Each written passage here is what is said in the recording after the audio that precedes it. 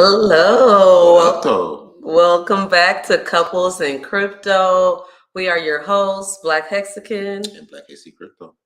We are so thrilled to be here tonight. We have two awesome guests, a couple that we just admire and look up to so much. We just know that we're going to learn so much from them. So we are not going to hold them in the back room. We are not going to do our usual, 5-minute spiel. We are just going to bring them on and get straight into it. So let's welcome HEX 19 and Mom 19 to the show. Hi. Hi, guys. Hi, everyone. We're so happy that you guys were able to join us today. We had decided to do this show maybe a few weeks ago, and I have became just a huge fan of your daughter. Like, I just think that she's the greatest. And she is always so supportive of the work that we do in the HEX community. And she was like, you know what? I think I can get my mom and dad to come on, they would be great, to talk to you guys, to actually have somebody that has been married for a while. And so we were just so happy when she told us that you guys were, coming on the show. So thank you. Thank you again for being here. Thank you for asking us. Yeah. So just to, give the people that are here joining us a little bit of background, on you guys. How long have you been married? How many children do you have? Can you just tell us a little bit of your background story? Yeah. We've been married 57 years, coming up on 57 years in July. And we have 2 daughters and we have 5 grandchildren with a different age range. 2 of them are adults and 3 of them are still kids. They're under 12. They're 12 and under. And then we have 2 great-granddaughters. Oh, wow. That's amazing. And so you say you have 2 daughters, 5 grandchildren, and 2 great-grandchildren. Right.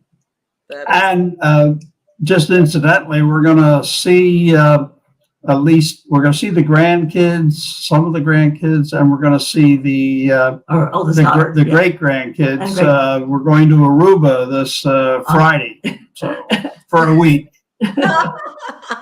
Lucky. That sounds wonderful. Yeah. Our daughter and I volunteered to babysit. It was one of the things. That's wonderful. So let's just, talk a little bit about marriage. How did you guys, I know it was, 57 years ago, but I'm sure, that wedding day or when you guys first met, it probably still feels like yesterday.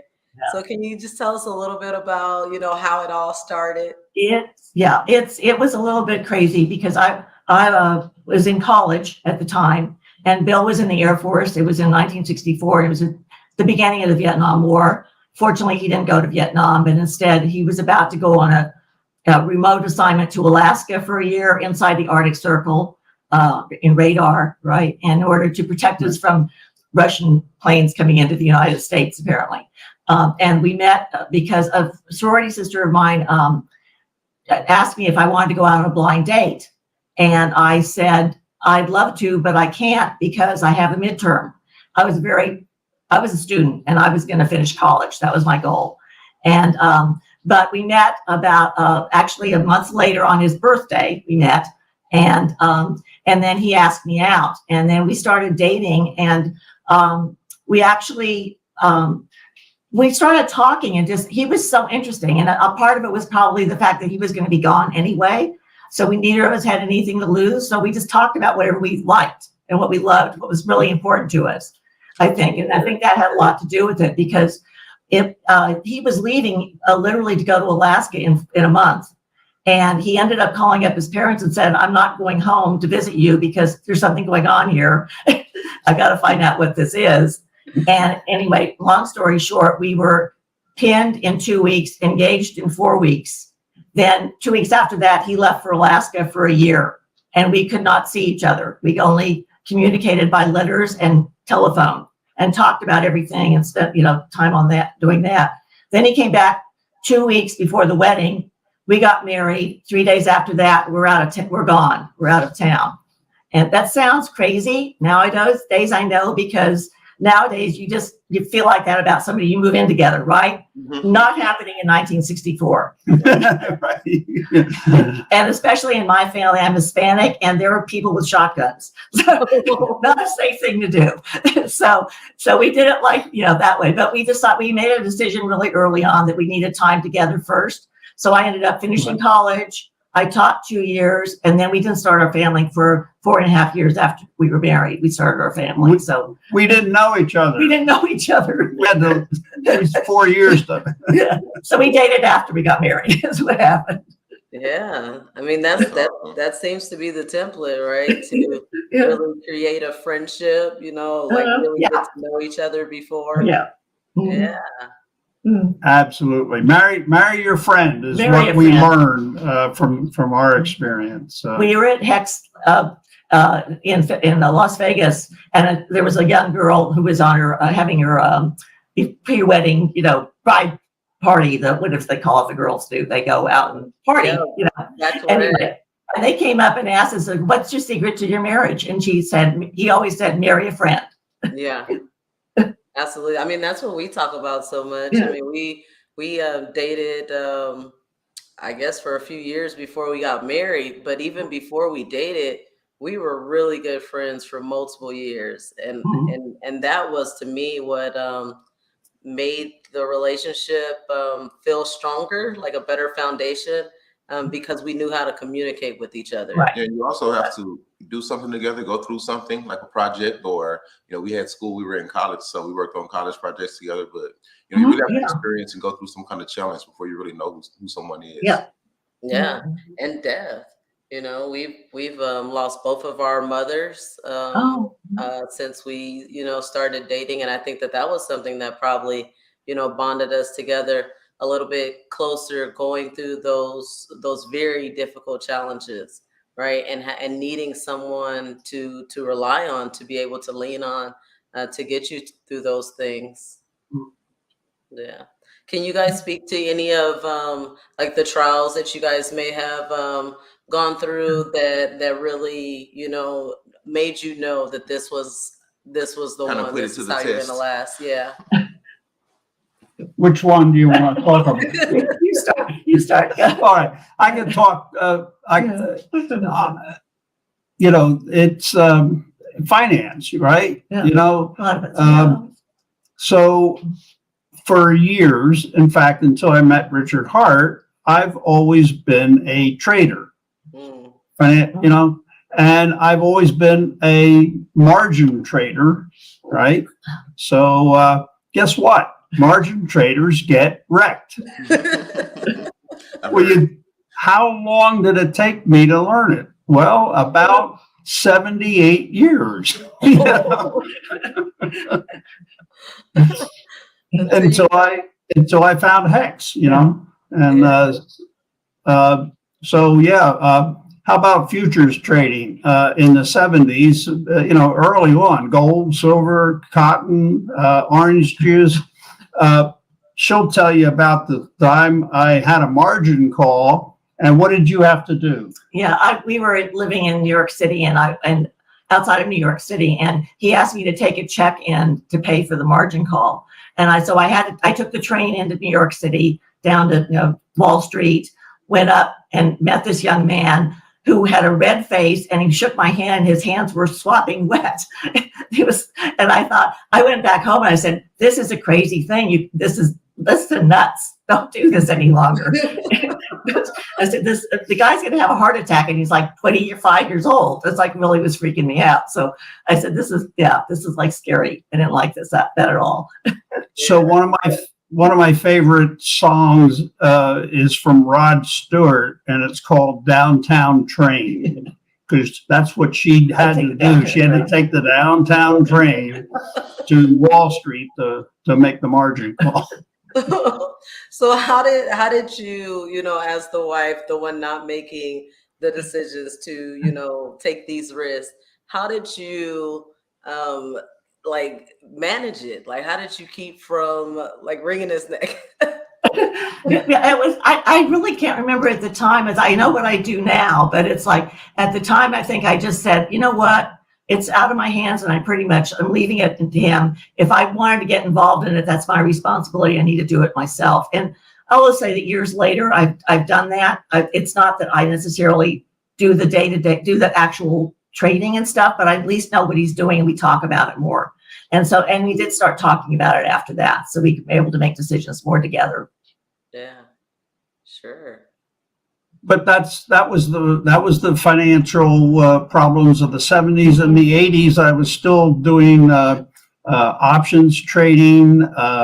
So everything that the guys talk about, like when Greenspan raised or actually lowered interest rates, but he did it out of the normal cycle.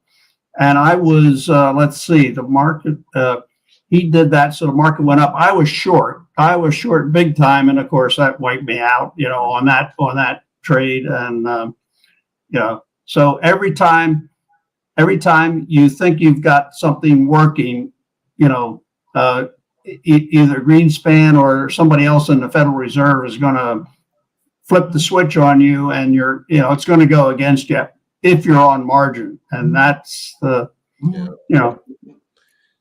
they always go against the crowd. Exactly. Yeah. So you said you found this hard. What brought you to crypto? As far as I'm interested in how you got so deep into, to find HEX, you have to be really into crypto. So I'm just interested. Yeah. Exactly. I started in August of 2017. I got long Bitcoin. My background is computers. I've been in the computer business since 1964 with IBM and mini computers and micros and PCs and all that over the years. So I'm also very active in the IEEE until recently. I'm a life senior member. I've done a lot of conference work, and so pretty much a technical guy. I heard about Bitcoin early and totally ignored it, of course, but in 2017 I said, oh, okay, time to look at that. Wrote it up, down again, the 2018 crash, and ran into Richard about when would have been late 2018, early 2019, when he was talking about fluid dynamics, and he had that famous confrontation with Tone Vays, which people have watched in one of the YouTube videos.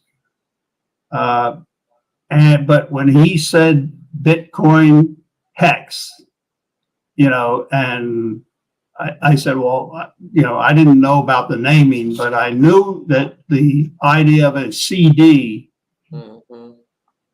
see, most CDs is your prices, the principal is fixed. You just get a little bit of interest. So if the fiat currency is depreciating when you're holding the CD, you're losing money because that's going down. But HEX was a variable, variable price. Who knew what the price was going to be, but at least it had a chance to go up, while a CD has no chance to go up. A bank CD has no chance to go up. So I said, this has got to be a winner.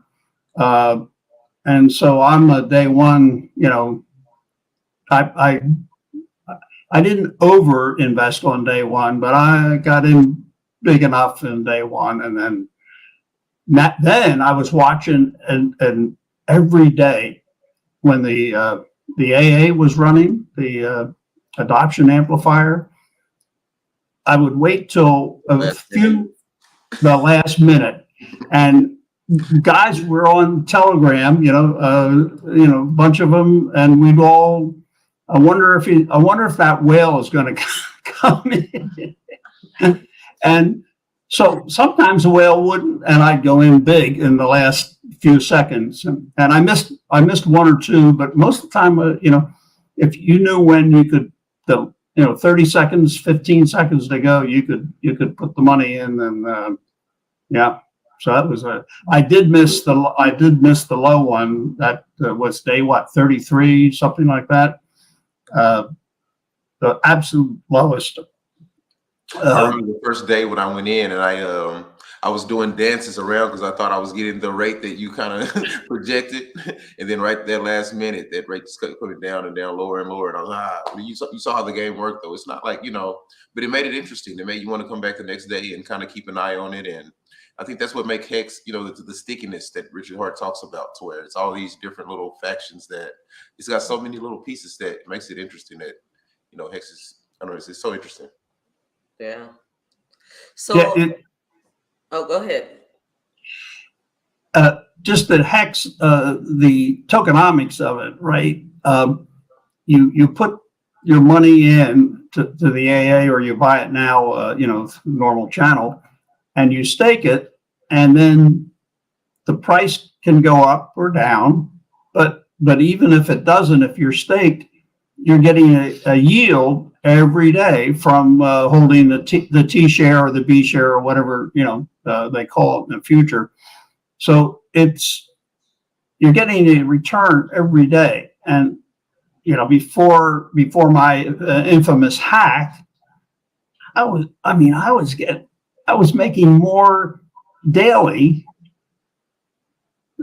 twice my annual income every day. Twice my all-time high daily income every day, annual. That's incredible. It's crazy.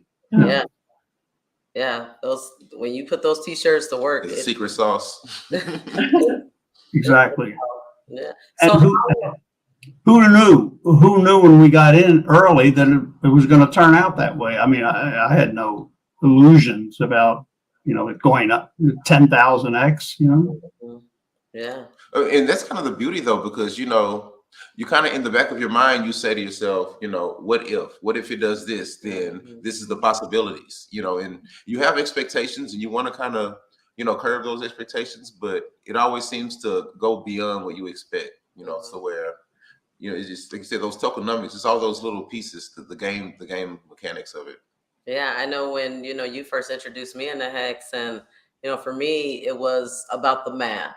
Right? If you can very simply calculate that on an average, between 5 to 6 HEX per T-share Right. per day, right? So I was like, okay, well, even if the price, back then it was under a penny, even if the price, just got to a penny, then we would be making this every day. So I was ecstatic, just on hopes that it would just, stay above a penny, 2 pennies.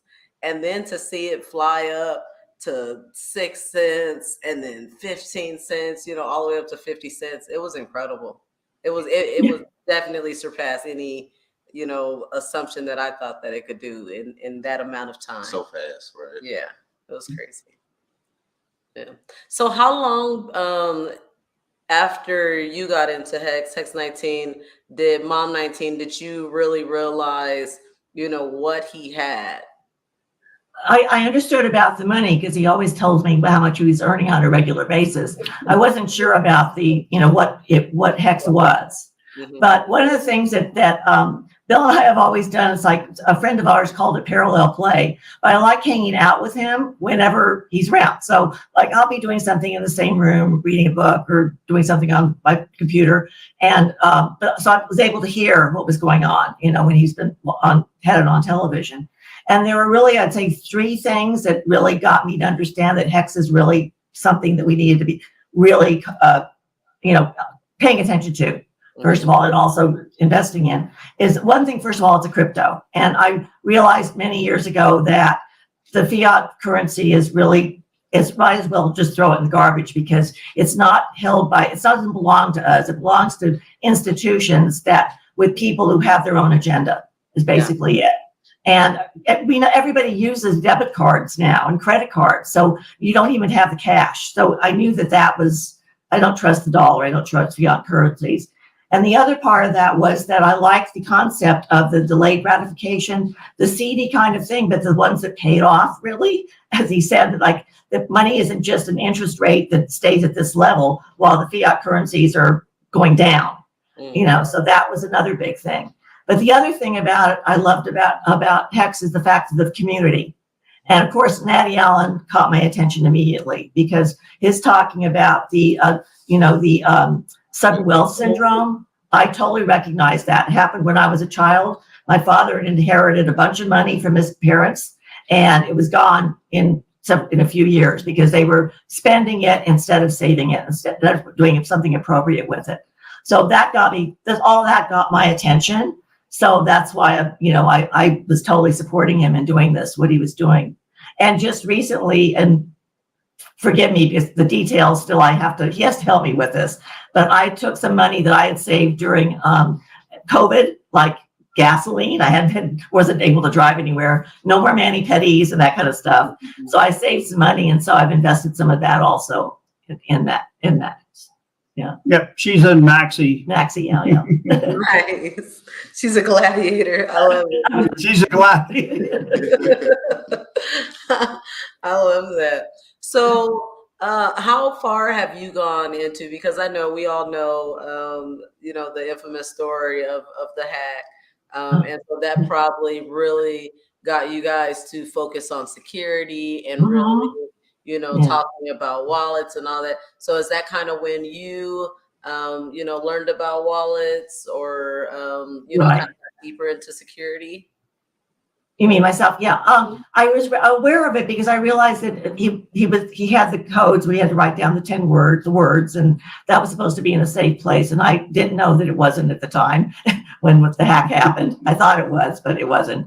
And I have to admit, I freaked out a little bit. But I didn't do it long because one of the things I've learned over the years is, because some other work I've done on myself as well, is that when something really bad happens, the first thing I have to do is not do anything.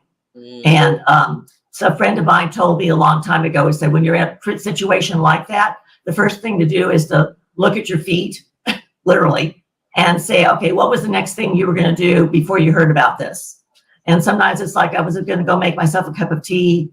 And she said, when you're doing that, walk your way through it. I'm walking into the kitchen, step by step by step. So when he told me about the fact that they had gotten the hack had happened, and that, what had happened with the codes, I was just standing there like, oh my God. And I saw my feet, and I said, wait a minute, first things first. And I said, okay, what do we need to do first? And he said, I got a list. This is him. He always has a list. I have a list. This is what we do first. This is what we do second. So we've been doing that just one step at a time, do the next indicated thing. Absolutely. Yeah. And you have to move on. I've said that publicly a lot, and we're still doing it. Yeah. Now, the fortunate thing for us in our situation is we live very conservatively. We have no debt. I'm retired. Let's see when it happened, 10 years. So, no debt. I mean, Yeah. Well, I didn't have the money before and I don't have it now. Well, so what? Just start again. Here's what I can't do. Okay, Bill, you can't buy the super yacht. Right. Even though they're on sale now due to the war. I told my husband that because I met you guys for the first time in Napa on the U.S. road trip. And I got to hear you telling Patrick and David, about the desire to create a big HEXican super yacht. And, when we all heard about the hack and whatnot, I was like, babe, the super yacht is gone. Oh, God, no super yacht. So I definitely, that was funny. That stuck out in my mind, talking about that super yacht. But I am renting I'm renting a small little 44-foot catamaran in Aruba, and we're going to take all of the 10 or 11 of us out, for 4 hours. And, it costs what, $2,500, $3,000, something like that, So that's my Hex Flex super yacht. Yeah. Sometimes, we just have to be put down. We have to be humbled a little bit when we're overreaching a bit. Yeah. Just got a little cocky there. That's all. But yeah, that makes me ask the question, because we've interviewed a couple of other couples, and both of the other couples that we interviewed are, much younger in their relationship, right? Right. So, either just dating or maybe a year or so in. And so the combination of finances is still very foreign, for them to discuss. But us, being married for almost 11 years now, everything is joint. We do have private, accounts for basic spending, because I think everybody needs to have some, self funds. But then when it came to crypto, we had to have those conversations again and talk about, how our finances split. Do we keep everything on one wallet? Does he have a wallet? Do I have a wallet? Do we have access to each other's, seed phrases? And so that's kind of, what I want to ask you. How do you talk to other couples, like one of your daughters, right, about sharing the crypto finances and sharing that secure information? That's absolutely something I want to talk about. All right, so I'm 82, right? I have to plan for the legacy, right? What happens when I'm gone. And one of those is to make sure that Yvonne knows what's going on, right? But Rob Redbird is most interested in crypto, and so she knows where the information is, right? The pieces of paper that and all that that have the seed words, right, and the codes and everything you need. So and my other daughter, who, by the way, you all meet hopefully in PulseCon, because we're trying to convince her to come up. We got the hotel, but we haven't bought the tickets yet, very frankly. But the other daughter actually has a copy of everything too. Yeah. She doesn't know how to use it yet, but so that's two. And Yvonne's learning it. So yeah, I think I've got three people that I can. You would be able to use it if you had to, because you would then stop. You would focus on it and learn it, But I was really relieved when Redbird stepped up and said, "She's got his brain. They work the same way in terms of like finance and numbers and things like that." So they sit there talking, and I'm like, it's like a foreign language sometimes to me, but at least she understands it. I said, hey, thank heaven somebody else does, because that was a concern for me. I wanted to be sure somebody understood what he was doing, for sure. Yeah, I mean, we feel the same way, with our parents, our direct parents not being around. And then, we invested in HEX, not expecting it to make life-changing, gains in such amount of time. We're thinking, okay, this is like retirement planning, right? Like a 401k. And so we're looking at putting so much down the line, and then it takes off. And now we're looking like, okay, now this is the kind of money that can secure our legacy, our children's future. Now, what happens, or what if something happens to us and they don't know how to access that, right? Right. That it's like you never had it. There's no bank that's going to call if something happens to us and say, hey, you have this much money, just come and sign this paper and it's all yours. Right. It's a totally different situation that we're into. And so, for us, that was like a big conversation. How do we involve our children? And then, how do we make sure that it's held safely, but still can be accessed? And I think it's important that people have a kind of an emergency plan set up, because, you don't know when something is going to happen. And, it's to explain to a no coiner or someone in the outside about a seed phrase and pieces of paper to get to my money you'd sound crazy. So You have to have some kind of plan set to be ready for, the worst case scenario. Yeah. I can appreciate, especially people with younger children like yourself, that if our children can, are old enough to know what to do and handle it. But if you have, let's say, minor children, and you need to figure out how to have the seed phrases with people that are not your family, right? So that's a different challenge for people with younger kids, and at some point, our kids will have that. Except our granddaughter's 30 plus. 31, she almost 32. So, and she's pretty intelligent herself. So, and her husband's too. So we're hoping that the granddaughter will be able to carry on. Yeah. I'm interested. This is a little bit off subject. We got to talking about family involvement in crypto. But you did mention that your wife was a MAXI, what you call it, gladiator? Mm-hmm. But I think that's interesting to have, be able to have a crypto conversation in a relationship, as far as new coins and projects. But how do you guys discuss, exactly what to buy, how much to buy? Did you discuss the MAXI lunch at all? As far as, do you discuss staking plans, or, how does your conversation in crypto go at home?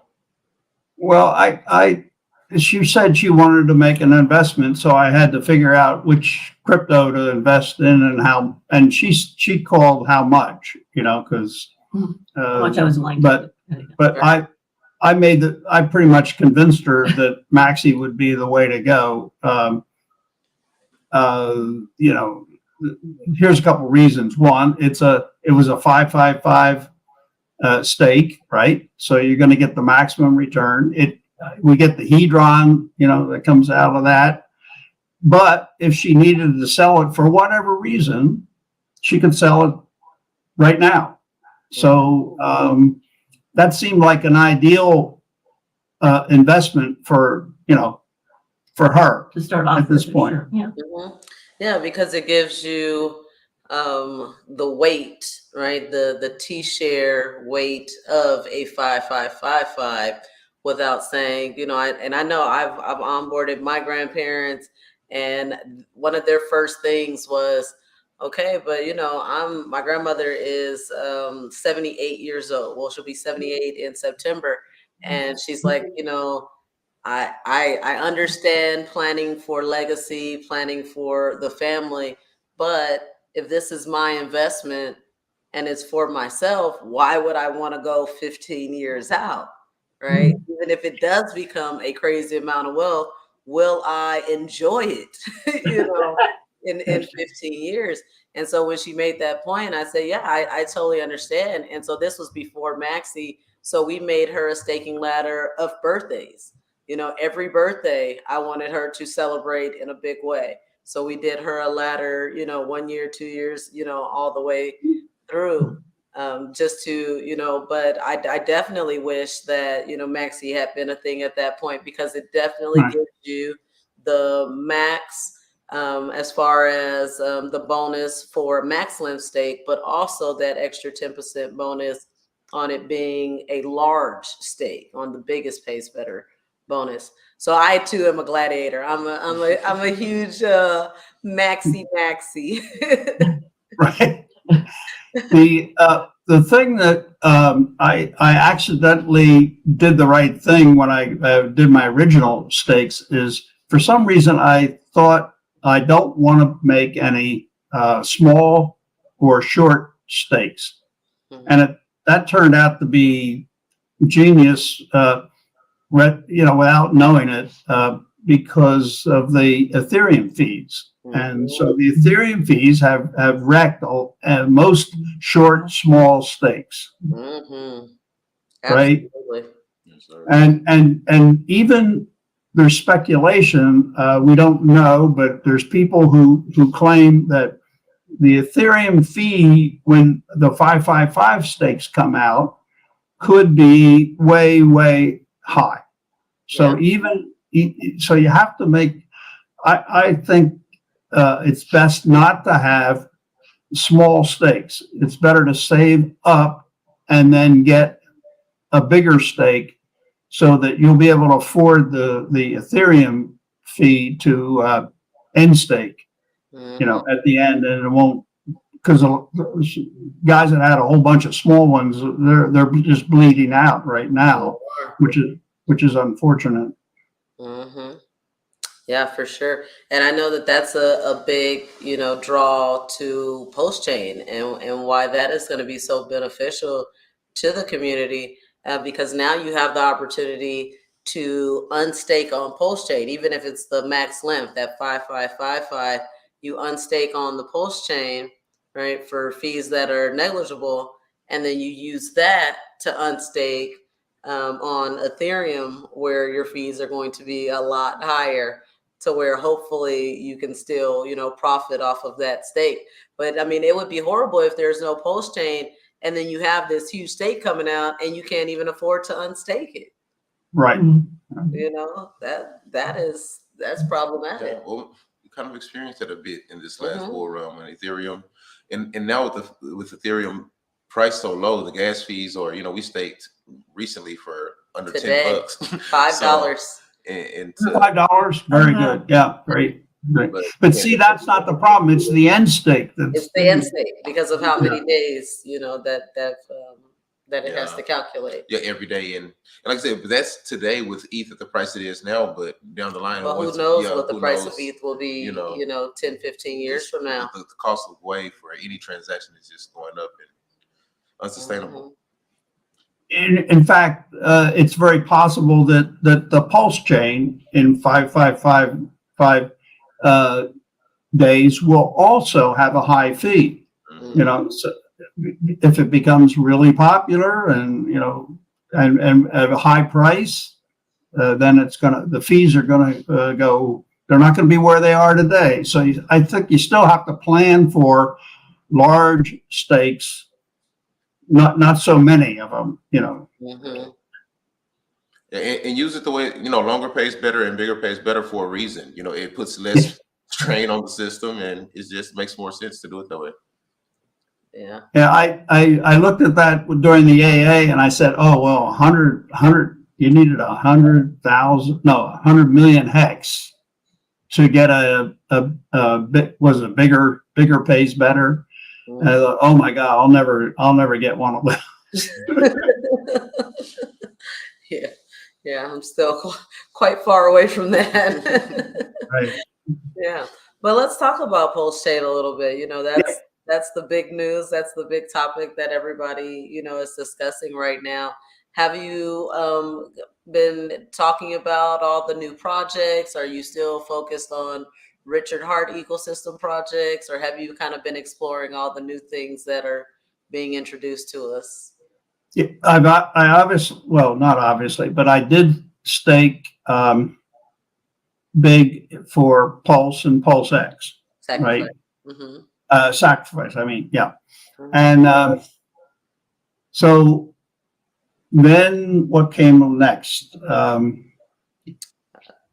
I guess it was Hedron. I guess, yeah. So again, with a hack problem, I pulled out everything I could and moved it.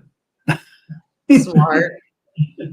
Quickly, and although actually the hacker got so after I did that, I got almost 2 years worth of and so the hacker then bled off a little bit of it, and I'm working with some security guys, hopefully to block them, and we'll see whether that works or not.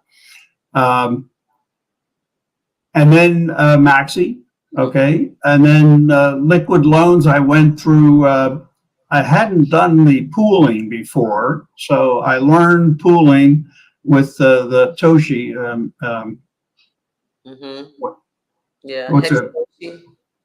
Yeah, what do they call that? It was the Magic Toshi ride. Yeah, okay. That was the one with the liquid loans, and yeah, I got in on that. And then I committed to the 24 months. So I won't see the loan token for 24 months, but I'll get a 2.5 multiplier on it. And the question will be, does the loan token go up more than the 2.5 over the next 2 years? So I'm gambling that that's a better decision. But who knows? You know, it doesn't matter. It's still going to be a lot of loan token when it comes out. Yeah, for sure. The Pulse, I got in. I got in early on the Pulse sacrifice and early on the PulseX, so I got the maximum multipliers for both of those. And Richard Hart for the PulseX. Remember, he allowed you to stake coin or sacrifice coins that were not the normal ones, the normal. So I was able to take a whole bunch of XRP. I had to move it out of Coinbase, right, to a private wallet, which I did, and then send it in there. And for months or quite a while, I said, well, it never shows up on the sacrifice stuff, because he only showed the Ethereum. Yeah. But it's there now. And it's so I won't go anymore, but yeah, I'm looking forward to it. Did you do the free claim for the Pulse Doge coin? I guess our official meme coin. Yeah. Oh, that's interesting. So that's one that the hacker got. I got it, and then the hacker came in, and it was like what, $500 or $600 or something like that.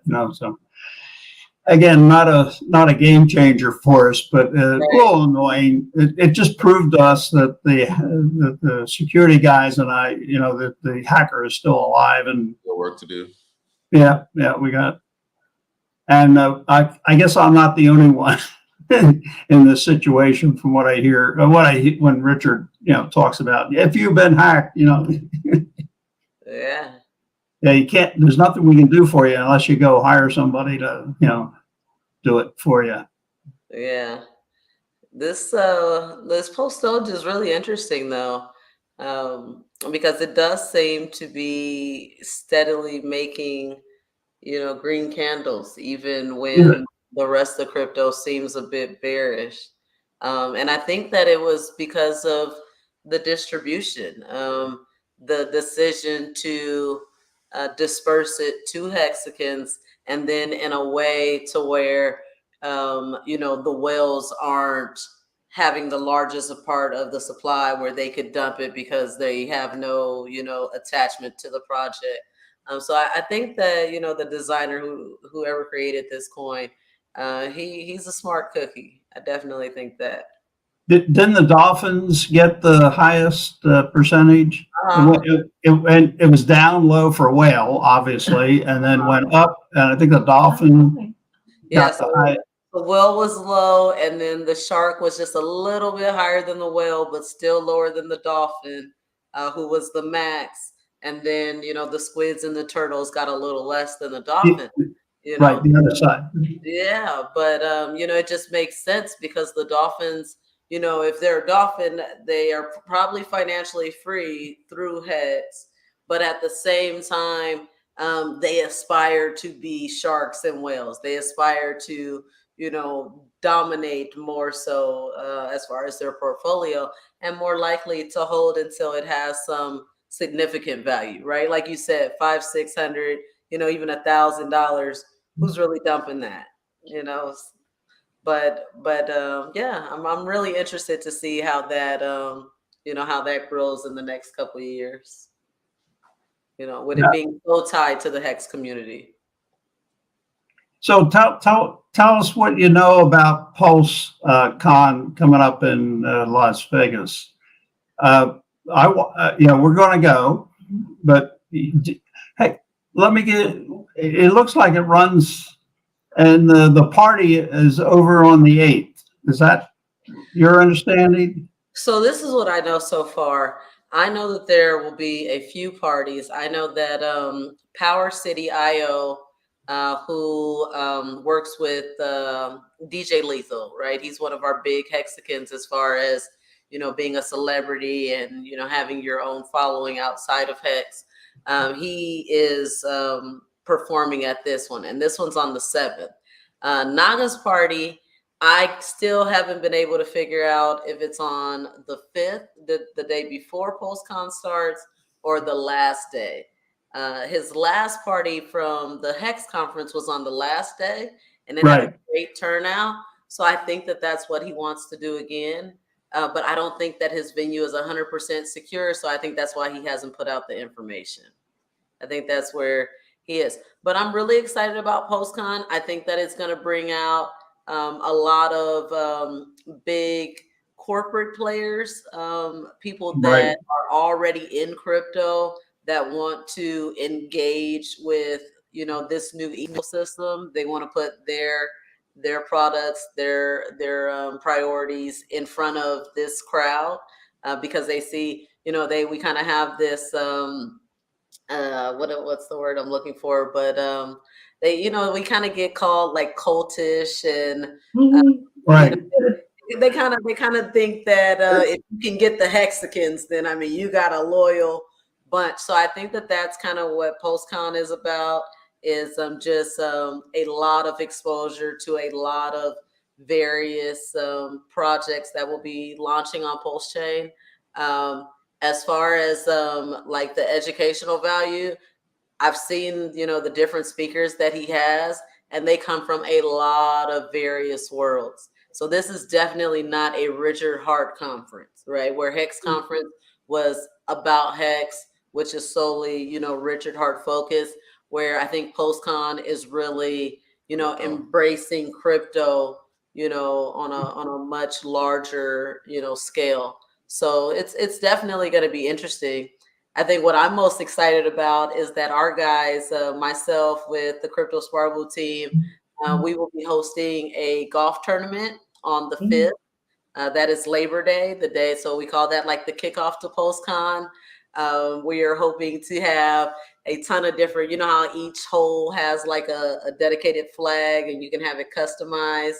So I'm hoping to see like a Hex flag out there and a PulseX flag and MAXI flag and all the different, you know, cryptos, and really just make it a huge crypto, you know, event where we can just embrace everybody, but more on the social side.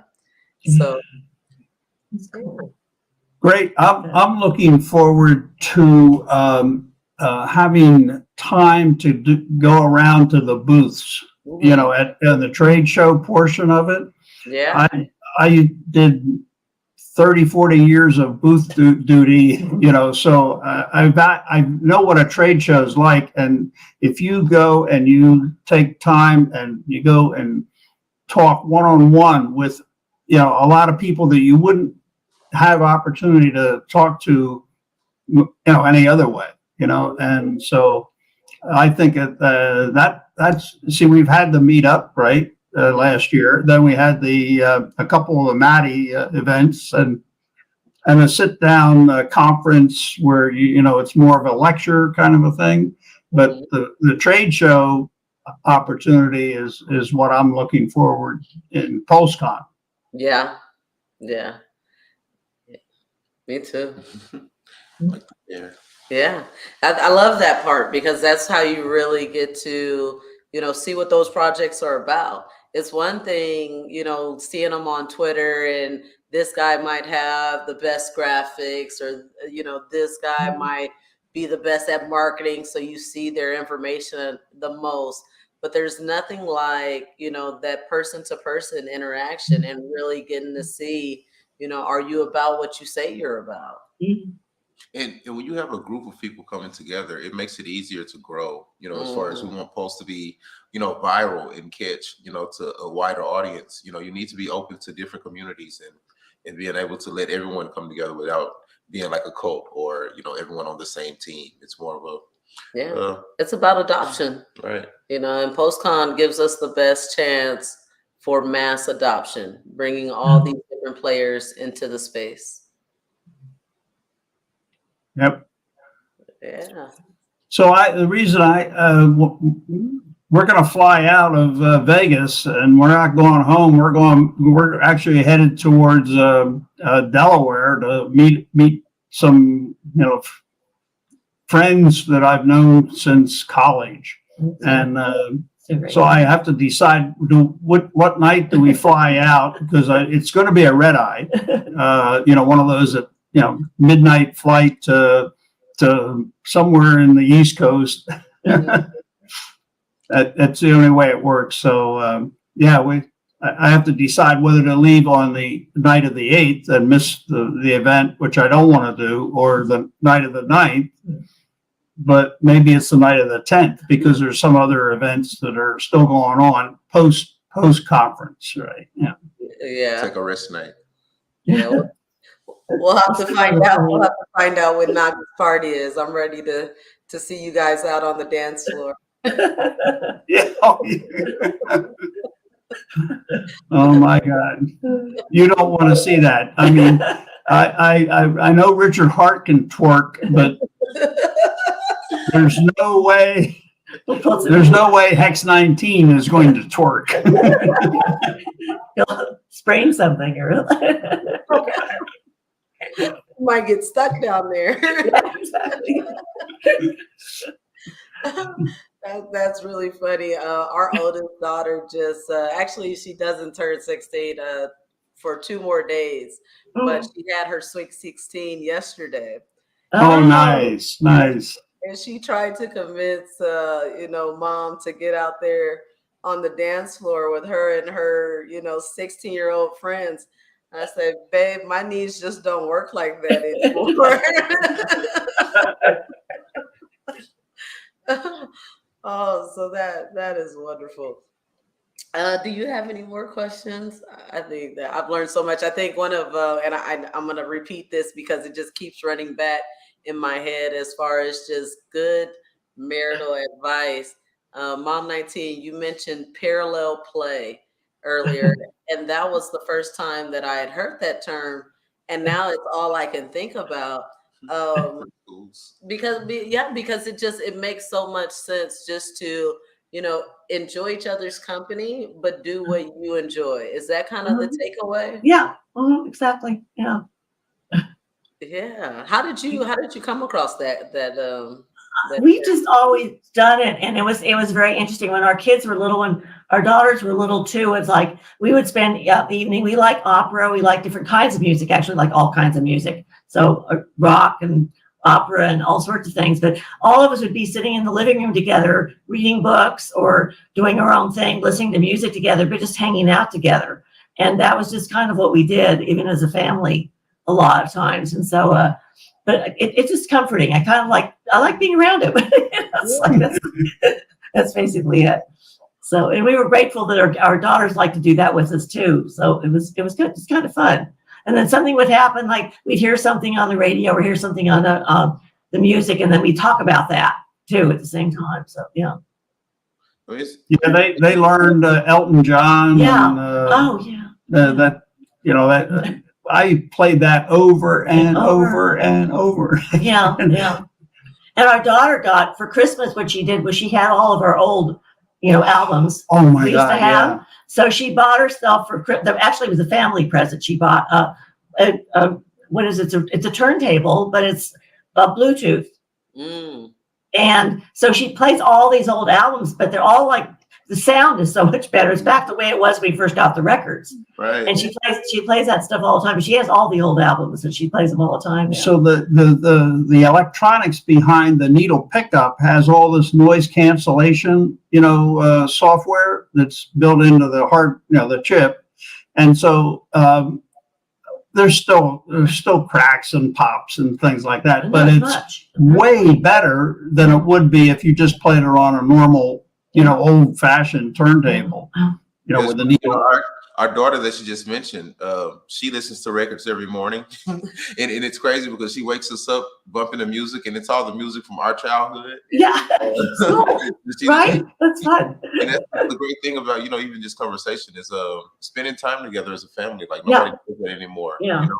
And to be working financially with your wife, you just need to be discussing finances together, but to be involved in a community together, to be doing a stream like this, you know, like it's the unity, the going through things that's missing. That's a huge thing. Yeah. Yeah.